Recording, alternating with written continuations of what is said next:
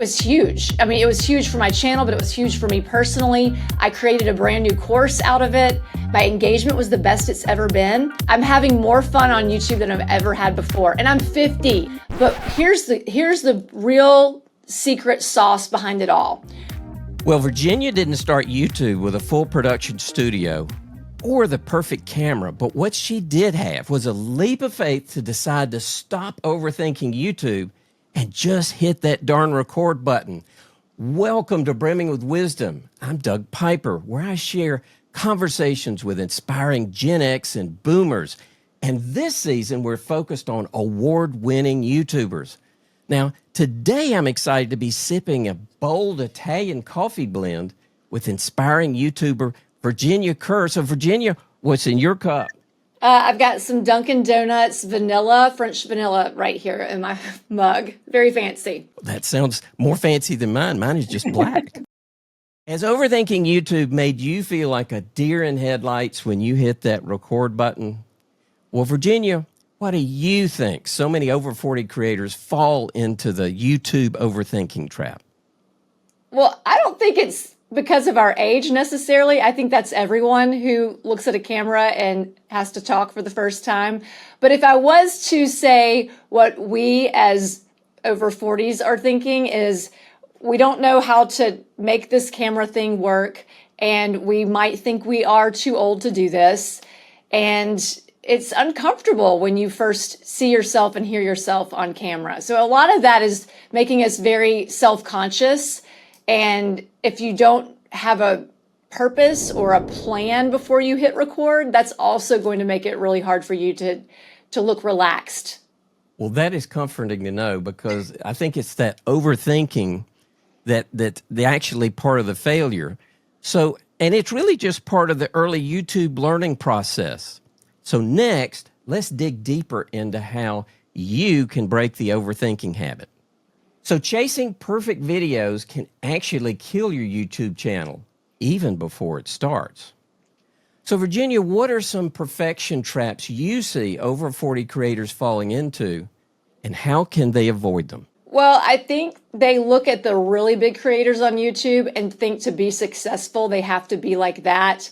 They have to have the fancy camera. They have to have some incredible location, and they have to start vlogging. That was me. I actually had another channel back in 2017, and I only posted 2 videos because I overthought it. I went and bought a very expensive camera I never learned how to use, and I didn't really have a reason other than I just thought it would be fun. And so that ended my YouTube career pretty quickly. But when I started this one, I had a purpose in mind, but I still overthought everything. In fact, if you look at my old videos, they're very cringy, and I'm talking about the ones from 5 years. Well, actually, I think if you're growing on YouTube, you'll find the videos from 2 months ago are cringy if you're improving. But they're extra cringy if you go back to my very first videos 5 years ago, because I was over animated. I was trying to be funny. I was trying to be something that I wasn't, because I was convinced I was boring. And I didn't have, my valuable content wasn't enough. And I look back and that's sad, but it's part of my journey. And I think a lot of people overcompensate thinking that they're not enough. And so they overthink, they try to make sure that their location is perfect, or they don't start recording because their location isn't perfect. I know a lot of women, we are looking at people on Instagram thinking we have to have these beautiful homes. And hello, I'm in my laundry room right now, so that's not true. You do want to have a nice background. Yeah, I'm in a basement in a laundry room. So when I realized it's not about being perfect, it's about being relatable and being helpful and connecting with people, that changed everything. Not overnight. It's been a journey, like I said, but I think when the faster people can realize that, the faster they're going to overcome being perfect, or at least trying to be, and overthinking. We've said the word overthinking, and we're going to talk about it a lot through this, but you said something at the very beginning I'd like to go back to. You said when you first started, you thought it would be fun, so you bought an expensive camera. So yes. Was buying an expensive camera an example of overthinking it? Yes, and it was an example of, now this is in 2017, so Casey Neistat was huge back then. He's a vlogger and a well-known filmmaker. I mean, he's amazing. And I'm like, I'm going to be the female Casey Neistat. And so I literally bought the same camera he had. Keep in mind, he lived in New York, so fascinating to watch his videos as it is. And he, rolled down the streets on a skateboard. And I don't know what I was thinking. I live out in small town Farming, Illinois. But I thought, well, if I have Casey Neistat's camera and his tripod, I will figure it out. And I figured it out, but not then. It took me years later with a different camera, not trying to be Casey Neistat. Still love him, but I'm not Casey Neistat. So if equipment is one facet or one symptom of overthinking, what is another example? And overbuying the equipment is wrong. I mean, I've fallen into the same trap. So how do you reverse that or look into it that if it's not equipment, because you want to buy equipment, you say, oh, that's got to be the solution. What is the solution to overthinking? You have to do it. You have to. When I started video online, it wasn't on YouTube, but I still have the same overthinking problem every platform I try. But my very first platform I posted video to was Instagram. And I didn't overthink the equipment then. I really had no idea what I was doing. And keep in mind, I have a news background, so I've been on television half my life, but it's different when you're in charge of the content and you're talking about yourself versus telling someone else's story. So back then, and this is back in 2019, I found some video challenge online and I joined it.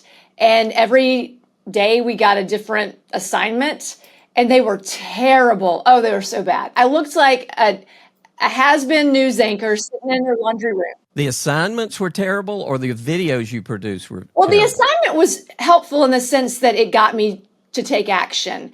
The content was all over the place, but that was okay because I was too. I didn't have a business then. I didn't know what I was doing. I just knew I wanted to figure it out. And so that got me to take action, and it got me to get comfortable with my camera, figure out it wasn't even a camera, it was my phone, how to get comfortable with my phone, where I could set up it, outside, inside. It got me to learn the process. So that was really helpful. So to answer your question, taking action, just do the thing. You got to start bad to get better. And I was real bad. But when you're real bad, it doesn't take much to get better. Could we capsulize that in done is better than perfect? That's the adage I hear. Yes, absolutely. You have to take steps to get clarity. So for me, the clarity wasn't just figuring out the setup. It was figuring out what works on camera, what doesn't work on camera. Wearing a dress in the middle of your living room, not necessary, Virginia. And then it also helped me figure out what people wanted to hear from me, what they didn't want to hear from me. And then as I gained clarity on that, I started to see how I could use my previous experiences, whether that was my TV career or it was life experiences. And I slowly started to craft together what I wanted my, at the time, account to be about. So that was on Instagram.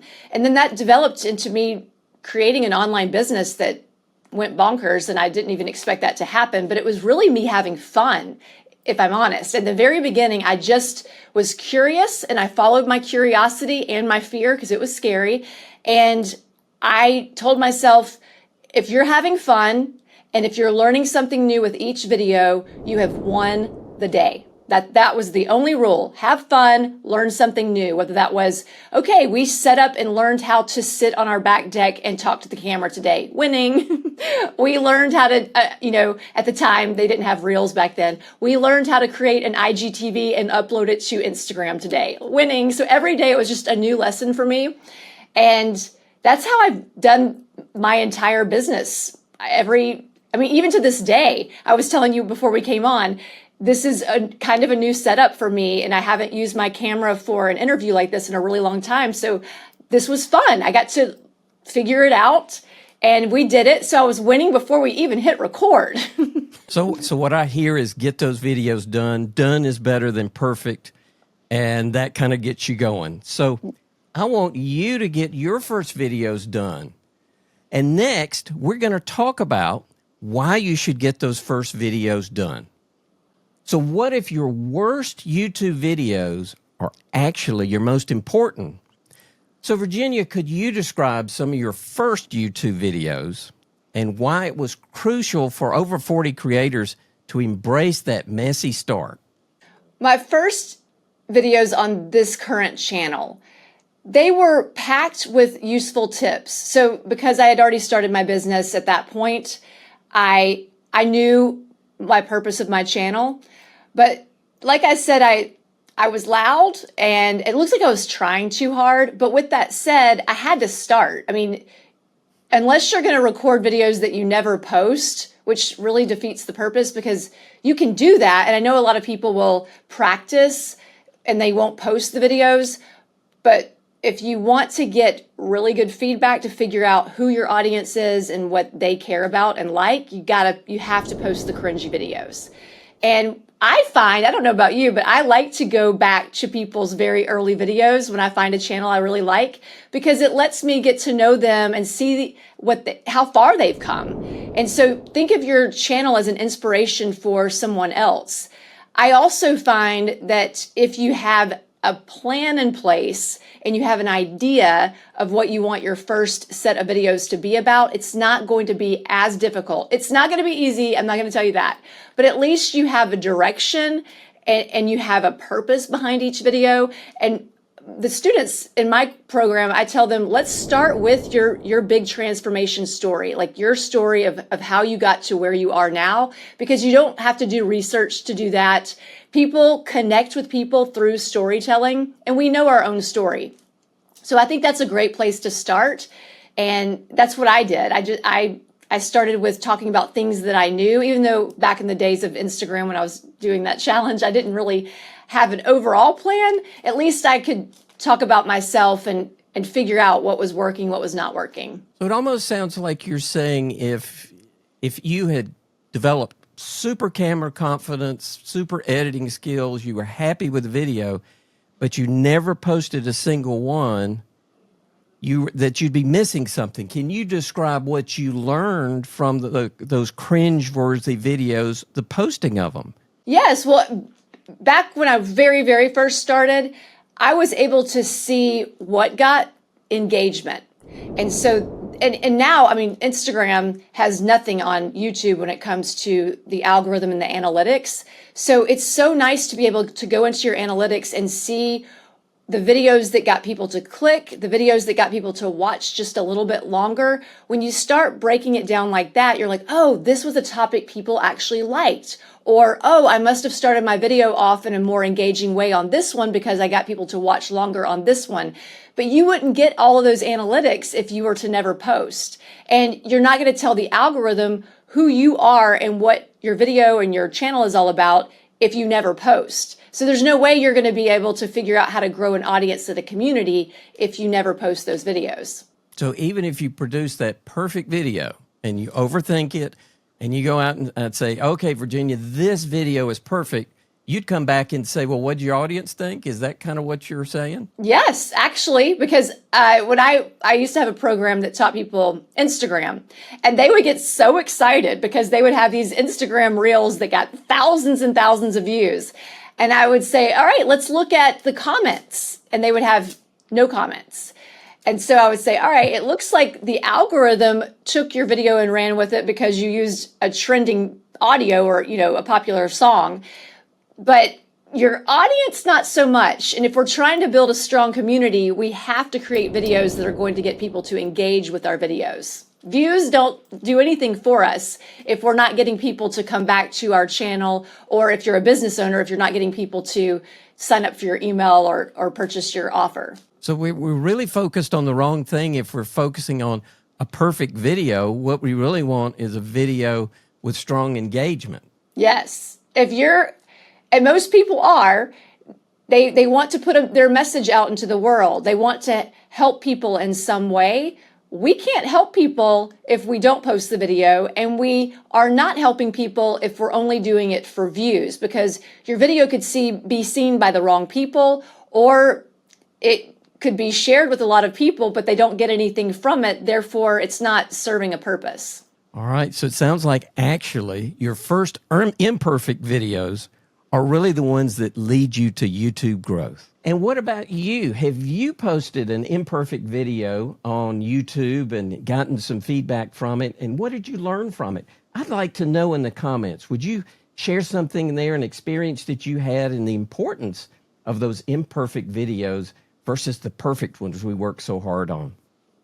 Well, sounds like you don't actually need expensive gear, which of course disappoints me. I like expensive gear. You actually need momentum. So, Virginia, what are some simple tech tips or a mindset that boost on-camera confidence, especially for our over 40 creators? Well, I'm going to speak to our over 40 creators and also the women who are over 40, because we do want to look at that video and feel good about what we looked like. And I find that if you have a good window in your house and you face that window, that is the best lighting you can ask for. It's so pretty, and it's going to help you feel more confident knowing that you look good because you are in your best light. But also, I find that if you're comfortable, and what I mean is find a location where you're comfortable. I know that I've done this where I think I have to look perfect or that the background has to look perfect. And so I put myself in these terrible positions, meaning I'm sitting in a place that's very uncomfortable. The position itself is very uncomfortable. If we want to look relaxed on camera, we need to find what works for us. Now, for a long time, I used to stand when I did my videos because I was more comfortable. I felt like I had more energy. But in the last few months, I've started sitting, and I like this a lot better because I can have my notes in front of me, and you don't have, that's a whole nother story, but I don't memorize when I do my videos. I have a very well planned out script as far as bullet points, but I also have my notes in front of me, and I think it's okay to look down at your notes and then look back up. But I think a lot of us, I know I was like this, where I thought I can never look down. I have to look like I know it all by my heart, all by, perfectly. And then I also thought you had to record all in one long take. And I don't do that either. So what I do is I'll look at my bullet point and then I'll just talk regularly. I also will talk as if I'm talking to someone before I record. So I get kind of in that mode of talking about the topic that I'm going to be discussing. And I really like to talk to the camera as if it's one person. And for people who are not business owners, that one person could be your best friend. So you're just talking to your best friend. That way we really want to see that real you, that real personality come out. If you are a business owner, I tell people, think about a client that you really like working with, that you love working with them because they're go-getters, they're doers, they're takers, they take action. And you just feel inspired by them because you can see their transformation. And when you think about that person and you intentionally make your video for that person, you're going to come across as that professional that you come across as when you're working with your clients, but you're also going to attract more clients like that favorite client because you're speaking to one particular person, and that's going to get their attention and get them wanting to listen to you more and come back and watch your future videos. Okay, well, I got to ask, because you look really nice in your setup. And you've done a nice job with your background with the lights. You mentioned getting in front of a window, but you also said you were in a basement. Now, those don't always go together. Do you have a window in front of you behind the camera? Oh, I wish. No, I live in it. I live in an old ranch style home. And if you remember, or if you've paid attention to those types of homes, they have very small windows. So I have one window that's nice, that's in my kitchen. But once the clouds come in, or once, the sun hits a certain spot, I no longer get light there. And I also have set up my location in my basement because I like having what I call a home base. So all of my equipment is here. And this is also will really help you with getting comfortable and confident on camera, is if you have a location in your home that's not high traffic, where the pets aren't coming in, the kids aren't coming in, and it's your go-to spot, even if it's in a laundry room, doesn't matter. It's easier for you to set up. So I have my setup literally attached to a desk on wheels that I roll in and out of a storage closet. So it's ready to go. And then I do have lights. So I have a softbox light, which people over 40, you're going to want a softbox light because that soft light is flattering. If you go too harsh, you're going to show your lines. You're going to look shiny. And then I have a small LED light off to my other side, 45-degree angles. And I find that makes me feel more confident because I look a lot better with that type of lighting versus if I was in here with my, fluorescent lights on above me. I turn all the lights off. I only use those lights, and then I have a couple of accent lights behind me that are just there for interest. Okay, so I like that though, because you pointed out the window, and I think we would all love that, but windows are complicated when it comes to, video.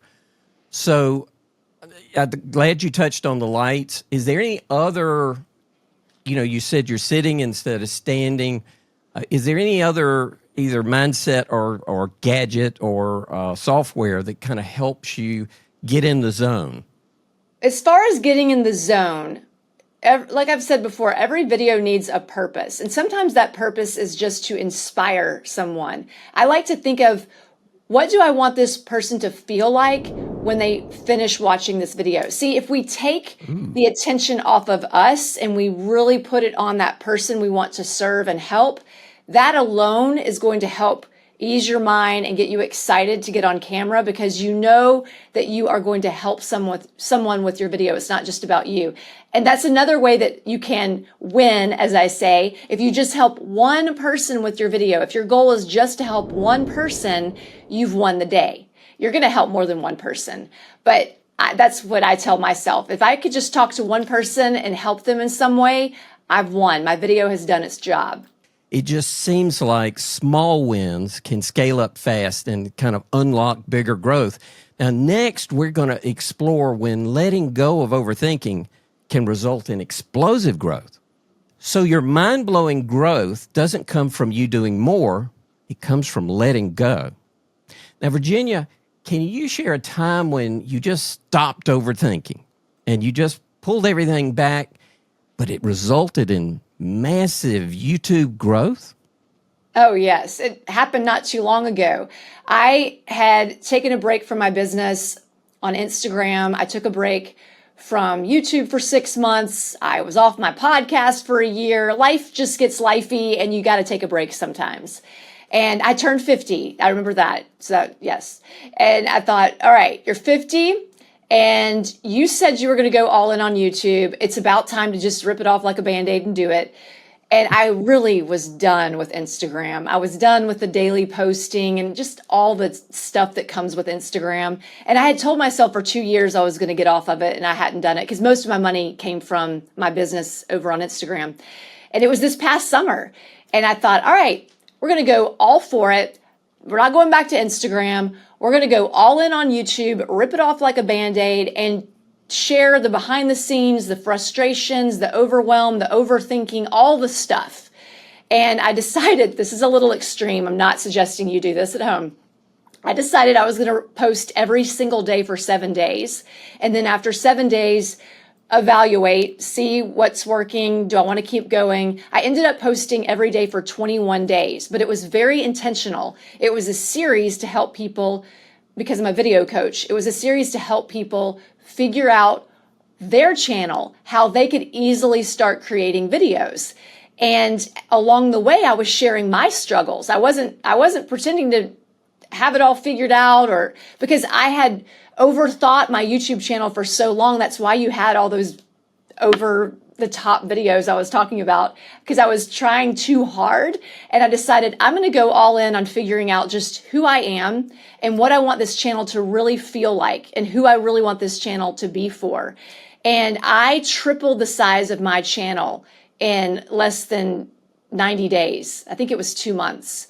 And it was huge. I mean, it was huge for my channel, but it was huge for me personally. I created a brand new course out of it. I'm having more fun on YouTube than I've ever had before. And I'm 50. I'm not just 40, I'm 50. So I think that a lot of us think that we're too old for YouTube, when in reality, we're actually better than most of the young people because we do have so many life experiences, because we are bolder as we get older, because we realize half our life is gone. And we have so many people out there who are younger, but also who are our age, to inspire and encourage and motivate, no matter what your channel is about. So I think it's exciting, and people are missing out by overthinking and being afraid. And they're missing out on not just personal growth, but the impact they can make by sharing their life experiences and helping other people. I think you just created a mime there. We're bolder when we're older. I like that. Well, We I want to are. go. I want to go back. You said you started out, you were going to do 7 days in a row. Yeah. You ended up doing 21. I was telling you earlier how much time I waste with editing and what I'm trying to do to improve that. You had to have learned a lot from video number 1 to video number 21, doing it 21 days in a row. Can you just summarize that quickly? What'd you learn doing those 21 days of videos? I learned that being vulnerable is a powerful thing, that coming across or trying to come across like you have it all together is a terrible strategy if you want to connect with people. I also learned that you don't have to have over the top thumbnails to get a good click-through rate. Now, they still have to be strategic and simple, and they still have to catch people's attention, your ideal viewer's attention. But I just took screenshots of my thumbnails. Here's what I did. I told myself, you have a deadline every day. You are not allowed to go to bed. Again, y'all, this is extreme. I said you're not allowed to go to bed until you've uploaded that video, which means I did not have a posting schedule. I didn't look at my analytics and worry about when my video was going to go up, which was a huge problem for me in the past, because I would tell myself, oh, if you can't put your video up between 6 a.m. and 8 a.m. on a Monday or whatever analytics told me, then you're going to have to wait till the next week. I mean, I was ridiculous. I remember I posted a video, and this was in the middle of August. I posted a video at like 10 o'clock at night on a Friday. It's one of the best performing videos I have on my channel. I also didn't have time to put into editing. So I would throw my video into editing. I took out all the pauses, and I would put very simple text on the screen, and that was it. I did not spend a ton of time on my editing. So again, if you have a well thought out script and some good storytelling peppered in, you don't have to get fancy with your editing to keep people's attention. So I learned how to crank out videos that my ideal people liked and that they needed and that helped them. My engagement was the best it's ever been. But here's the real secret sauce behind it all. When you reveal the back story and the behind the scenes, and you really show your heart and your purpose of your channel, you are inviting them in on a journey. Now, you don't have to post every day to create a series like I did, but a series is really helpful when it comes to getting people to come back to your channel, because every time I posted a video, I told them, hey, this is day 19 of my personal YouTube challenge, and if you want to do this challenge with me, just follow along on the playlist. So immediately they knew, no matter what video they fell on during that challenge, oh, this is an ongoing thing. And so I got people to binge watch my videos, and that is how I grew my channel, because the algorithm looks at how many people are coming back to your channel to watch your videos. That's what gets it to go and show your video to other people. So think of a series that you can do that maybe is a challenge for you, but then you invite them in on that challenge so they can participate too, and they can get better at that thing that you're trying to get better at. Now you are creating not only return viewers, but a community of people. And that is the best part of YouTube. Well, it sounds like a real pro tip there, that essentially, maybe if you want to get started on those first videos, start with the idea of a series. Yeah. And that way it all comes together. It makes the posting of the next video a little bit better. There's some logic to it. And particularly if it's something you have a passion for, you'll enjoy it. Have I captured that thought well?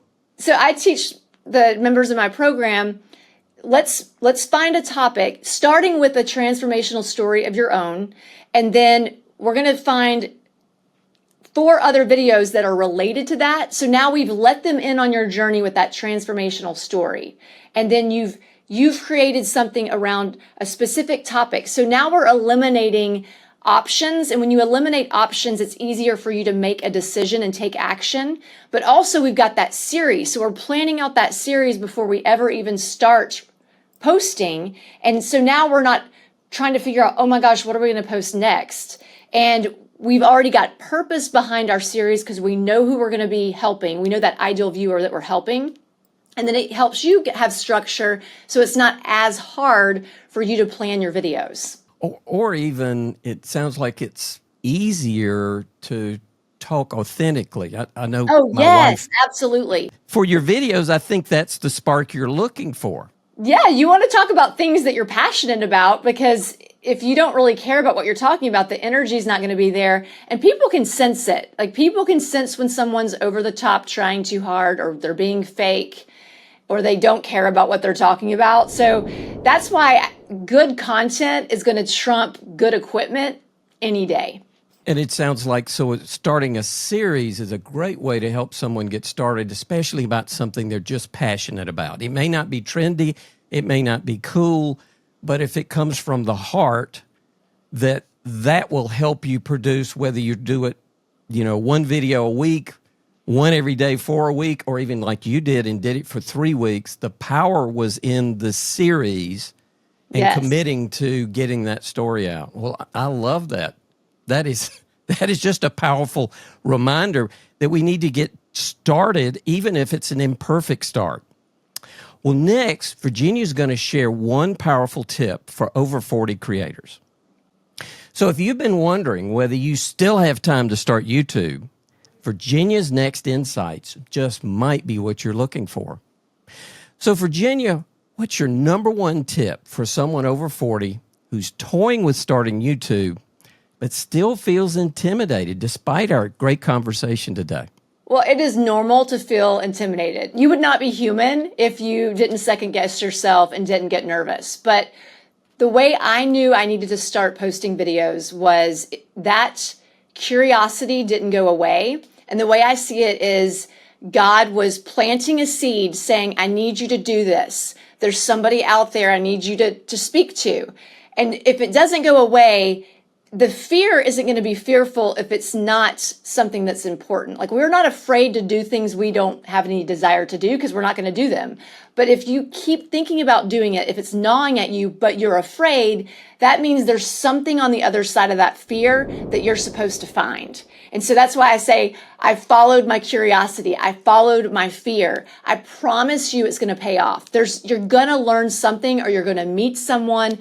There's something on the other side that God has in store for you, but you won't know what that is if you don't jump in, take action, and figure it out along the way. Have fun with it. Don't think of it as a big, scary task, but think of it as an adventure, a journey that you're on. And like I said, find a lesson in every video. Have fun in every video. If you want to go buy something like a vlog camera, if you're a techie like me, not that I'm even good at it, like, don't ask me how to work this camera, but I did find that by buying little things like pieces of equipment, it got me excited. Kind of like when you go and buy new workout equipment, it gets you excited to go to the gym. Same applies for video. Maybe you get a new phone, or you get, there's plenty of phone stands, tripods on Amazon that aren't that expensive, but it's something new to try that makes it a little bit more exciting. Find an element that's going to get you excited. Maybe you've never recorded outside before, or you've never recorded walking and talking. Let all of those just be lessons that keep you on the path so that you're taking action. And then go back and look at those cringy videos, because if you think they're cringy, that means your current videos are better and you are improving with every video. Once we start to see those little increments of improvement, it encourages us and it incentivizes us to keep going. So it sounds like it's not about the gear, and it's not about the editing. It's more about just doing it, posting it, looking at the comments, and incrementally improving what you're doing. Is that close to what you're saying? Yeah, it's improving, but it's also focusing on the difference you can make. I think as humans, we all want connection. We all want to feel like we have purpose in this world, especially us over 40s. We're like, okay, we've been here this long. What was it all for? And this is your chance to find out. This is your chance to go and possibly connect with someone on the other side of the world. Even if you don't know it, you're going to leave a legacy. You're going to make an impact and help other people if you have that vision of helping other people with your videos, not just getting on there just to have a YouTube channel. So it sounds like that community is actually where you found the inspiration to keep going. And I think that's really critical.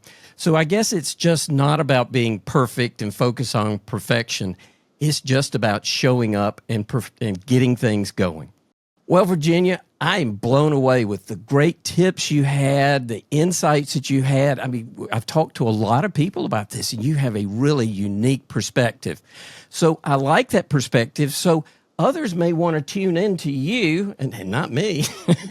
Where's the best place for them to find you? Well, my YouTube channel is Virginia Kerr, and I also have a podcast called The Video Strategy Show. So I talk about all this stuff because I love it.